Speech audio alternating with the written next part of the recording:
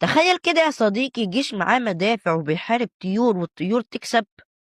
في سنة 1932 بعد الحرب العالمية الأولى كتير من الجنود رجعوا يزرعوا في استراليا، لكن حصلت مشكلة كبيرة. الآلاف من طيور الإيمو، ودي كانت طيور كبيرة شبه النعامة، دخلت المزارع وبدأت تاكل المحاصيل وتبوظ الأرض. المزارعين اشتكوا الحكومة قالت نجيب جيش. فعلا جنود بأسلحة رشاشة نزلوا يحاربوا الطيور، لكن اللي حصل كانت صدمة للجميع.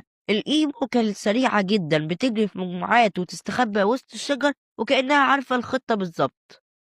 الجنود حاولوا يعملوا مطاردات، حتى ركبوا الرشاشات على العربيات، وبرضه الطيور فازت. الهجمات كانت فاشلة والطيور كملت حياتها عادي جدا. وفي الآخر الحكومة سحبت الجيش، واعترفوا بشكل غير رسمي إنهم خسروا الحرب قدام الطيور. ومن يومها بقت القصة مثال على أغرب حرب في التاريخ.